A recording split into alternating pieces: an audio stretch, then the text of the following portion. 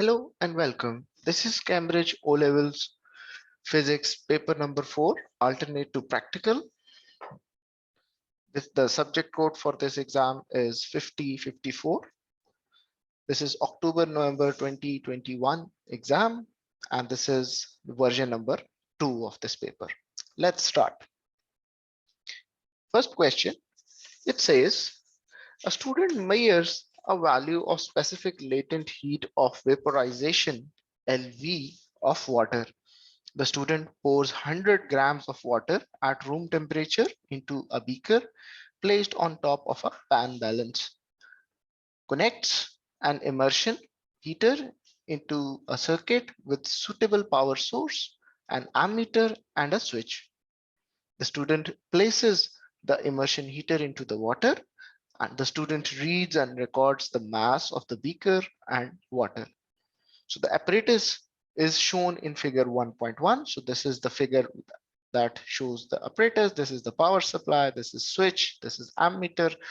This goes and connects to this heating element. That heater element is in water, and that water is over a top pan balance. And this is the stand that is holding this heating unit.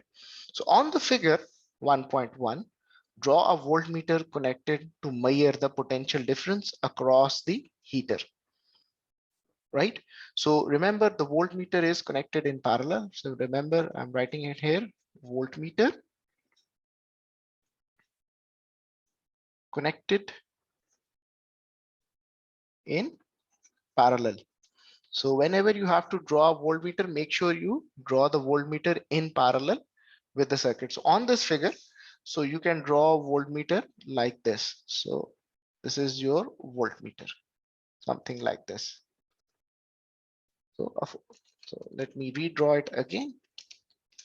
So voltmeter like this. So this is your voltmeter, and this is connected to these 2 points.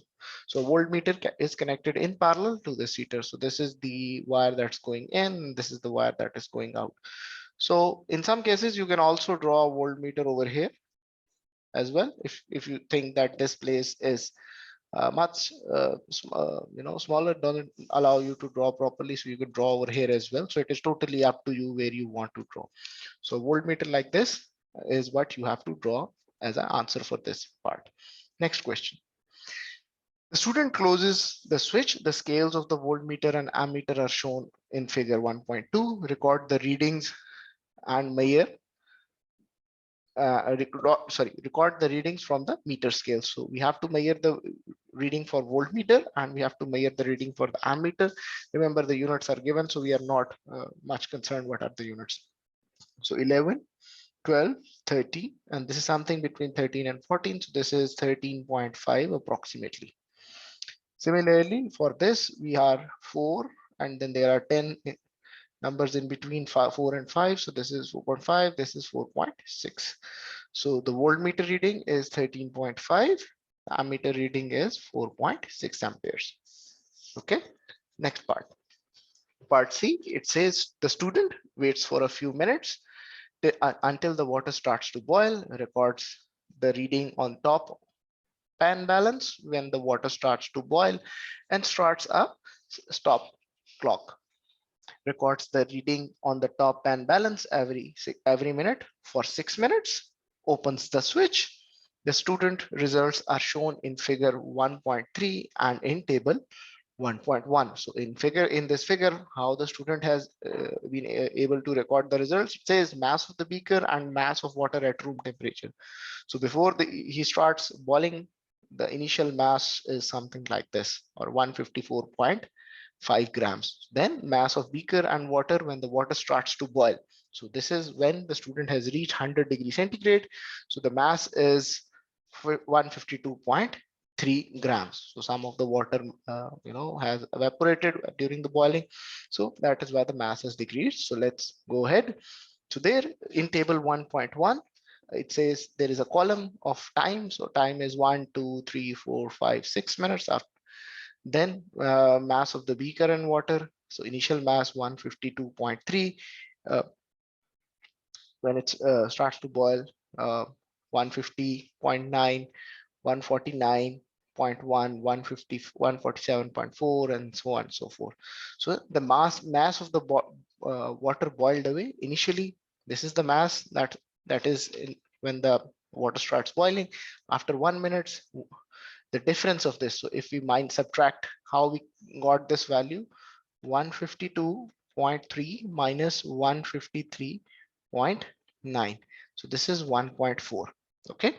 Then we have uh, from 154 the mass, so 150.9, the mass goes to 149.1.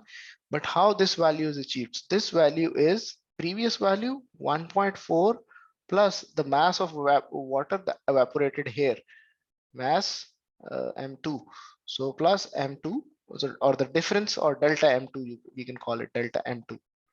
Delta m2, this is 1.4 plus 150.9 minus 149.1, and this eventually comes out to be 3.2, and this value is 1.8.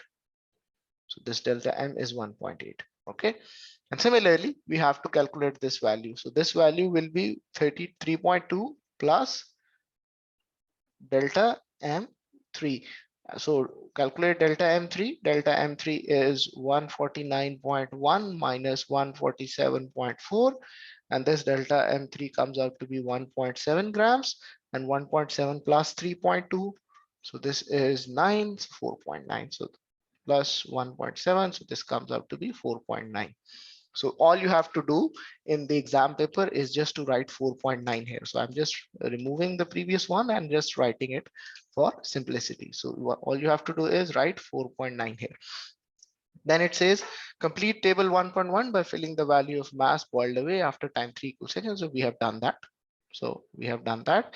On the grid provided in figure 1.4 on plot page 5, plot a graph of mass.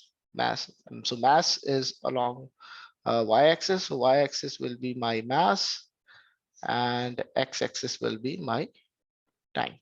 Okay. So draw the best fit straight line. And once we have drawn the best fit straight line, determine G, the gradient of our line, show your working indicate on the line. So let's try to draw this graph. So the graph paper given to us in the exam is something like this. And I have taken the snapshot of this graph. So this graph paper, if you are going to see it properly, it has 1, 2, 3, 4, 5, and 6 divisions on the x-axis. So remember, first of all, draw your x-axis. The first case, draw your axis properly. So this is my x-axis, and what are the units here? So x-axis is time, and time, the units are in not seconds, the units are in minutes. So in minutes, and then label it. So 1, 2, 3, 4, 5, 6, and it is starting from 0, so you also label 0 as well here. Then on the y-axis you have mass in grams. So this is, say for example, your y-axis, and the units are mass and mass in grams. So I mean, draw a straight line over here, and after 10 units you have 1, you have 2, you have 3, oh sorry, this is here 4, so 4, 5, 6, 7, 8, 9, and 10. Okay, so just label it 1 gram, 2 gram, 3, 4, 5, 6, 7, 8, 9, and 10. Right, and then just draw a line representing your y-axis. So let me try to see if I'm able to draw a good line over here with whatever the tools I have. But anyways, in your exam, make sure that you draw the axis properly, you label them, things to remember. So let me write here, things to remember.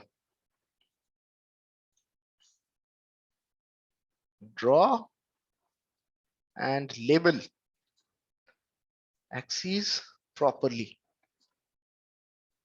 properly. A good practice is use at least 2/3 of the graph paper given. So it's a good practice to use at least 2/3 or more than that uh, paper that is given to you for drawing your graph. So then draw points properly. So when you are asked to draw the points, draw properly. So let's see what are the points we have. So we have time at 0, the mass is 0. Then let's see. So when the time is 0, the mass is 0. So this is my first point. Then we have mass time as 1 minute, mass is 1.4, time is 1, we have 1.4. So 1, 2, 3, 4. Then we have 1.4 somewhere here. Then at time t equals to 2, we have 3.2. So 1, 2, 3, 3.1, 3.2, somewhere here. Okay, so somewhere here.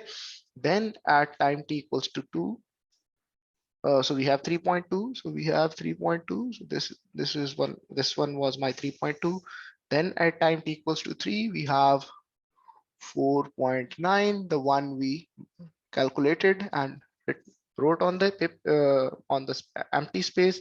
Then at 4 time t equals to 4, uh, we have 6.7. So at time 4 we have 6. This is 7, 1, 2, 3, somewhere here. Then time t equals to 5, we have 8.1. 5 is 8.1. And then at time t equals to 6, we have 9.7, somewhere here. Okay, so now what we have to do is we have to draw a best fit straight line.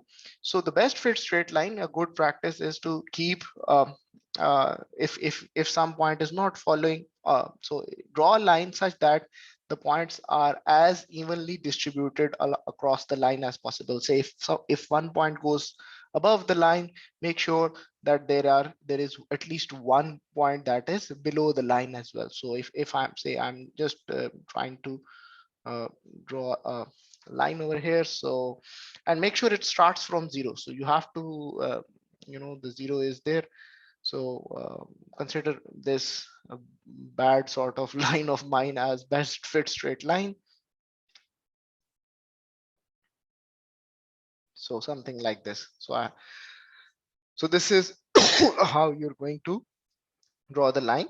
So then as a part D of your question, you have to find out the gradient, show our working. So on this graph, you have to show your working. So for gradient, part D, for gradient. So remember, gradient is what is gradient? So gradient is change in y or delta y divided by delta x. So select 2 points. Say one of my points is somewhere here. So I call it point A, and my second point is say somewhere here. You can select these 2 points up to your convenience, but it is good practice to give them at least more than half of the distance of line, and that will give you a better value of gradient. If so, if we are going to see, so just draw a straight line from here and draw a straight line all across the x-axis over here. So this is your point C. So the gradient from the graph will be BC delta y divided by AC. So for example, if I have to, or we have to find out the value of this, so this is my point B. My point A will be somewhere here, and my point C will be somewhere here. So we can say if we are drawing, if you are drawing it on a paper, you can find out much clearer over. But let's try to estimate. So this is a 1, 2, 3, 4, 5 and 6. So, and this value is something 7, 8, 9. So this is say 1.7, and y is 1, 2, 3, 4. So this is something 2.4. This is again 1 point, oh sorry, this is 4.6 comma 2.4, and this point B is 7, 1, 2, 3, 4. This is something 7.4 comma sorry 4. So this is not 7. This is x-axis is 4.6 comma 7.4. So approximately 7.4 minus 2.4 and divided by so this will be your delta y, and divide this so then on x-axis it's 4.6 minus 1.7. So this value comes out to be let's try to calculate 7.4 minus 2.4, 5 divided by 4.6 minus 1.7. So this value comes out to be something around 1.72. But remember uh, from your marking scheme, from your marking scheme, good values for gradient are something between 1.57 and 1.67. So this is how I basically showed you how we are going to do it in the exam. But since this graph is not very much clear, so we have so I have basically shown you the overall process. But make sure when you are practicing it at your end, you have to draw this line in a much better manner. When you select these points, you have done measured them carefully, and once you have measured them carefully, so make sure that your value lies something in this range.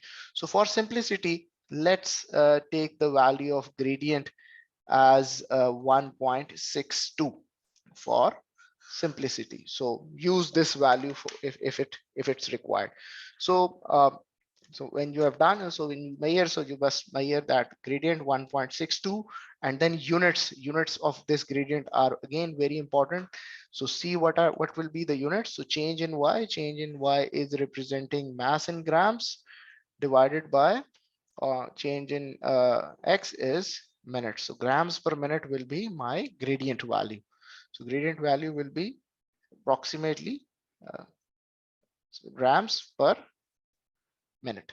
So this is how you write your value or how you solve this part. Again, this is important. So make sure you do it correctly, and please practice it before going to your exam. So next part. So use your reading from part B to calculate the thermal energy Q supplied to the water in 1 minute using the equation Q equals to VI to T. So voltage, remember the voltage we measured was 13.5 volts. Current we measured was 4.6 amperes, and the time here is 60 seconds. If we are going to multiply it, what we get is 3726 joules. Or you can also write volt ampere seconds, and volt ampere seconds are the units for joule. So again, the units are given here. So 3726 will be my answer. Then use your answers from D and E1 to calculate the value of specific latent heat of vaporization. So the value of Q we calculated is this divided by G. Remember G, we for the sake of simplicity we took as G is 1.62. So we took 1.62. It can be any value between 1.57 to 1.6 so 67. Any value from this will be fine if you are getting it, and make sure you do it on your exam on a proper graph paper. So this comes out to be approximately 2300, and this is energy. Energy is joules. This is grams per minute, and so what turns out to be uh, is that my final value comes out to be 2300 joules per grams. Okay. That is interesting. So the units for gradient, so delta y grams per degree centigrade. Okay, so there is some uh, interesting thing that is missing over here, but we can say that. But this answer, if you get this answer, this is fine. Okay. So next part F, it says the students' results in C show that the mass of the beaker and the water, just as the water starts to boil, is less than the mass of the beaker and the water at room temperature. Explain the difference in mass. So remember what happened. So evaporation has happened because it has not so it just started to boil, and evaporation is a phenomena that happens at all temperatures. And during evaporation, the molecules leave the surface of the water and goes into the atmosphere or the ambient. So once and also remember that as the temperature rises, the average kinetic energy of the molecules rises and the rate of evaporation also increases. So, and the more the rate of evaporation, the more the decrease in mass will be there. So this is what that has happened. So how we are going to write it? So uh, remember, we can write the water has evaporated because uh, with increase in temperature, the rate of evaporation increases. The, the molecules, or you can say the water molecules,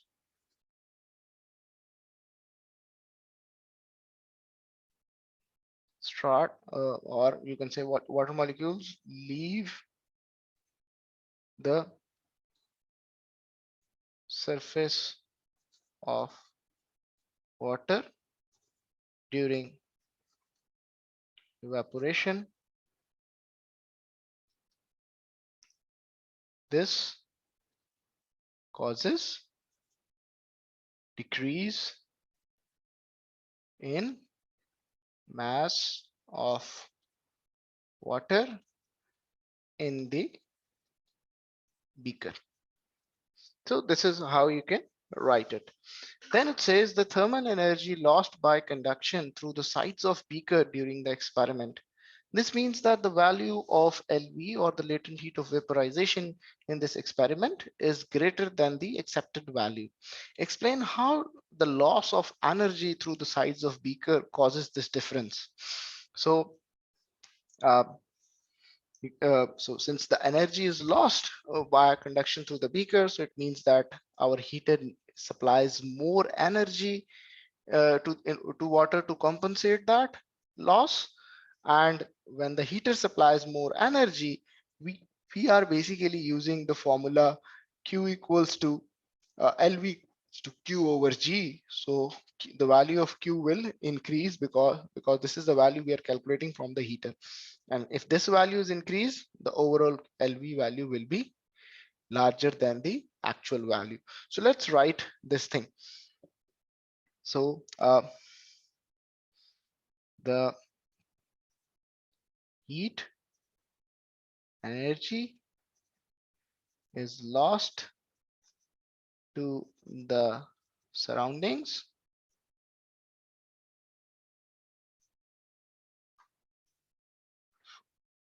from the sorry from the sides of the beaker,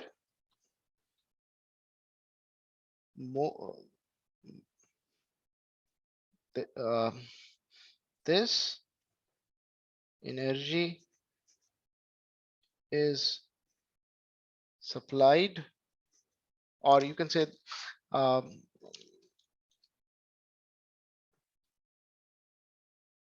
this energy loss is compensated by the heater by supplying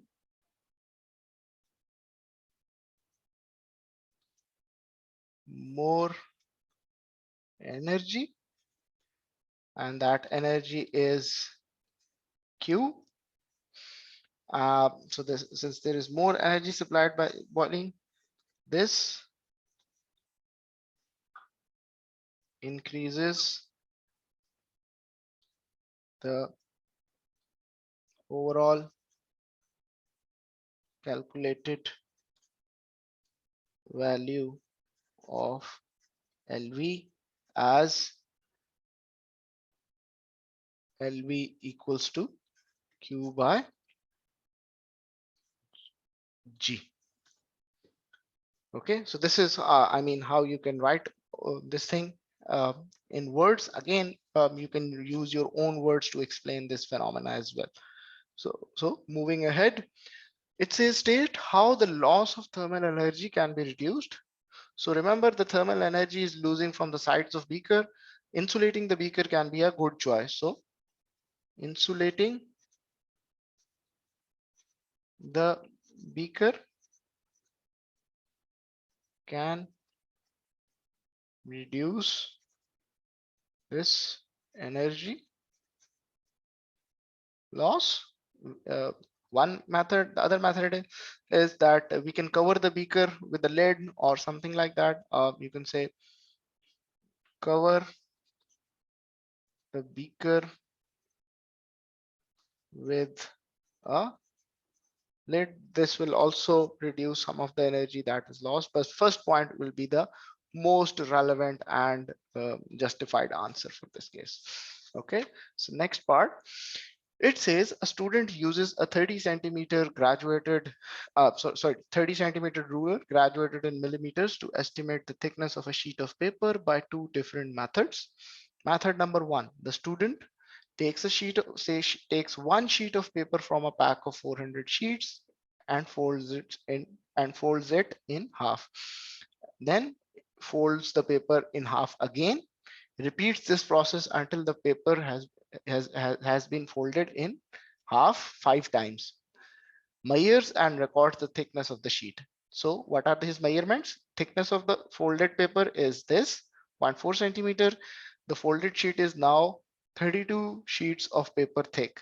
Calculate the mean of one sheet of paper. So mean value is 0.4 centimeter divided by 32, and this comes out to be something 1 by 80th of a centimeter, and this is 0.00125 centimeters.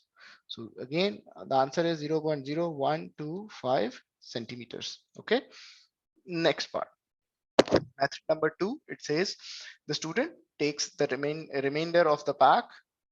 So remainder of the pack means 500 minus 1. This is 499 sheets. The pack measures the thickness of the entire pack. So repeats the measurement twice more than at different places around the edge of the pack. So it repeats the measurement twice at different places around the edge of the pack. The student results are 4.3, 4.4, 4.3 centimeters. Calculate the mean thickness of the pack. Give your answer to two significant figures. So remember, mean thickness is 4.3 plus 4.4 plus 4.3 divided by 3. So the value comes out to be 4.33333. So in two significant figures, remember, the answer will be like this. 4.3 will be our answer in two significant figures. Okay, this is important. So some would like, some people would use two significant or two figures after the decimal places. So this was not two significant figures. This is three significant figures. So 4.3 will be the answer. And it says calculate the mean thickness of one sheet of paper. So he is basically measuring the total of 499 sheets. So mean thickness will be 4.3 centimeters divided by 499, and this comes out to be 4.3 divided by 499. It is 8.617 into 10 to power minus 3 centimeters.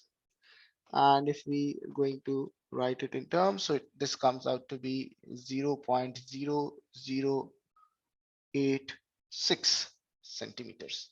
So again, in two significant figures, the answer will be 0.0086.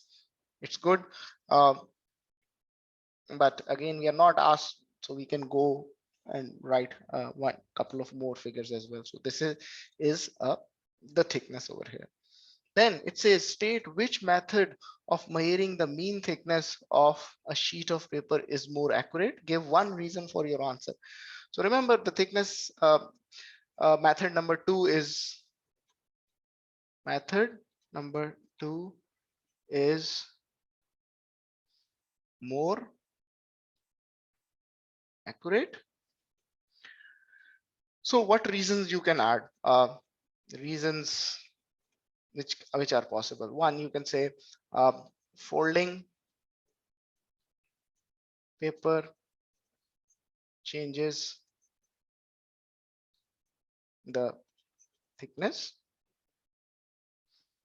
right? So or it changes the thickness, or its thickness does not remain uniform. The paper changes the thickness as it does not remain uniform. Uniformity of the paper basically changes, means that the overall thickness will change. Then number two, we can say that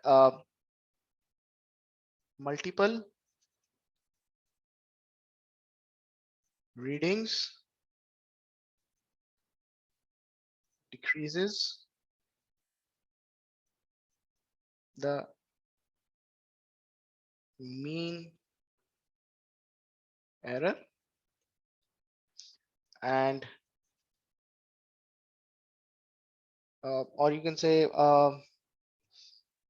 and dividing decreases the mean error, and dividing by large number also decreases the error. So if you are taking multiple readings, you are already reducing the uncertainty or the error, and then you are also dividing the mean by a big number. And if there is an error, that error will also be divided by a big number, and that further reduces that error. So that is what allows or gives the method number two more validity or more accuracy as compared to method number one. So issues with method number one is that once we fold the paper, that it loses its uniformity and the thickness may vary across its length. Then number two method, it is taking multiple readings, and in multiple readings we are actually taking a mean, and that reduces the error. And then if we are dividing the mean or dividing mean by large number, also decreases the percentage error or the amount of error present in the reading. Decreases the, you can say, percentage error in the reading. So if I'm a student at your point, I will go with this point. This point is more scientifically or technically good looking compared to the other method, other option.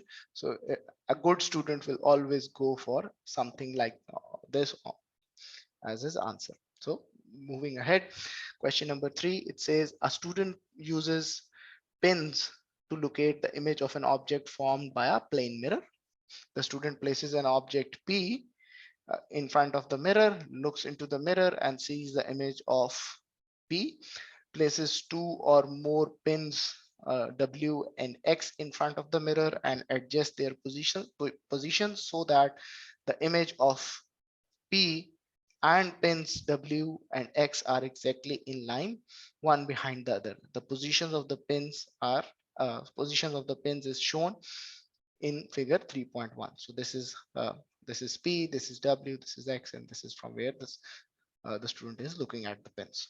Okay, then without moving the pin P, student views the image P from a different position and repeats the procedure with two more pins Y and Z. The position of all the pins is shown in figure 3.2. Okay, now what you have to do as a next part, on figure 3.2, draw a line joining X to W and continue the line until it hits the mirror. Label the point where it meets the mirror with letter A. Repeat this for YZ and label the point with the letter B. So okay, so let's see uh, if we are going. So first of all, use a ruler, align these 2 points together. So let's say they connect here. This is your point A. Label them correctly. So things you need: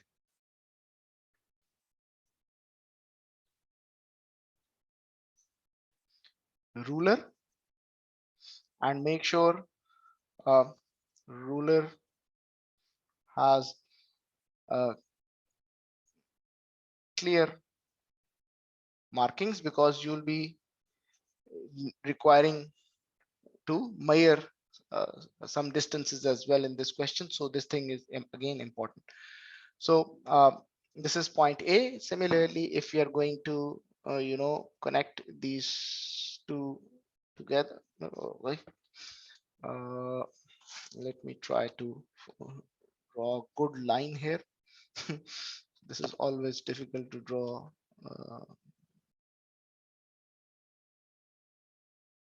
something like this. So always draw a good line. So this is uh, your or our point B. So now we have done this. So label point A where the line meets the mirror. We have done this. Repeat for points Y, Z, label point B. Okay. On figure 3.2, draw the point incident ray from P that produces the reflected ray that you have drawn in 1. Okay. So from P, basically if we have to see the reflected ray, so that is just connect uh, P to A. Uh, just connect. So this is basically our incident ray, and at the same angle it becomes your reflected ray. So this is say my reflected ray for B, and the same. And make sure that when you are making this is the angle of incidence, let's say theta I, and this is your angle of reflection. These two angles should be equal. So if you are drawing on a paper, make sure that something on these grounds remain the same. Similarly, this is if this is a here, so this is my angle of incidence and this will be angle of reflection. So P, just connect this point P to B, and so these two angles of theta I and theta. So again, this is your reflected ray. So remember, on figure 3.2, draw two incident rays. So these incident rays uh, uh, from P that produces reflected rays that you have drawn. Okay, so this is in reverse order. So my incident ray, so R1 is my incident ray, this is my reflected ray. Similarly, this is R2. So make sure that this is a solid line. This is not a dotted line when you draw on your exam paper. Make sure this is a solid line. So this is R2 and this is the reflected. So R1 is you can say R1 is incident.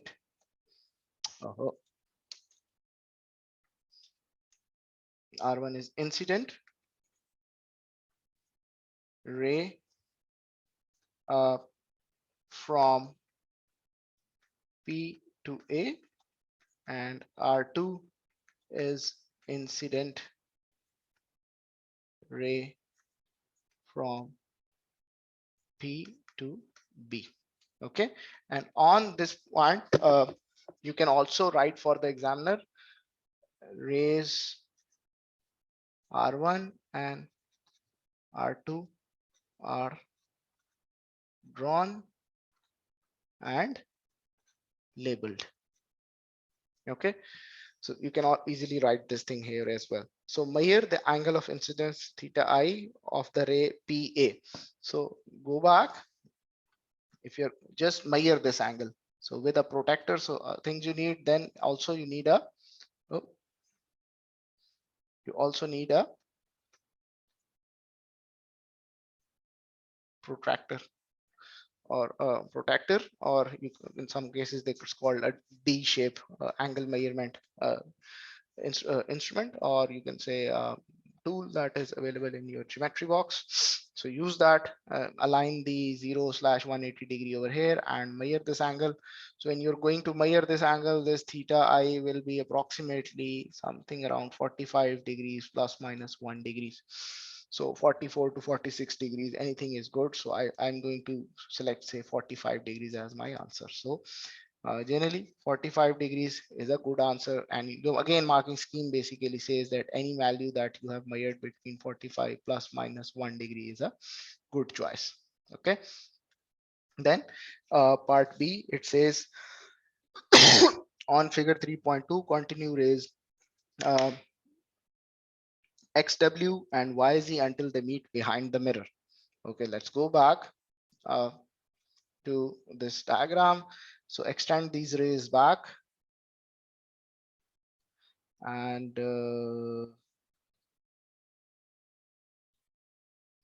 extend this ray back and say they connect with each other some point over here. Okay, then it says label the point or position of image with letter I. So we go back and label it with I. So this is, we label it with I.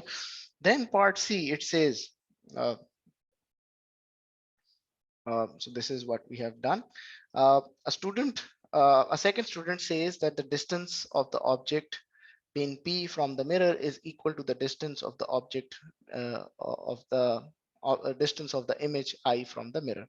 Measure and record the uh, object distance and image distance from figure 3.2. Again, um, if you go back and on your exam paper, what you have to do is you have to basically draw a straight line uh, from mirror to point P and a straight line from this same point from A, and this angle must be 90 degrees. So then you measure this distance. So measure, I call it as O. So measure OI and measure using a ruler OP. Uh, and if you're going to measure it, this measurements OI will be equal to OP, and it will be approximately equals to 2.5 centimeters. And according to your marking schemes, your value, your values of OP and uh, OI should be approximately 2.5 plus minus 1 centimeters, or sorry, 0.1 centimeters. Okay, so this basically is what you will be able to write it. So for example, I'm writing 2.5 units centimeters. Again, image distance is also 2.5 centimeters. So state, giving a reason whether your results agree with the statement made by the student. Yes, yes, uh, the results agree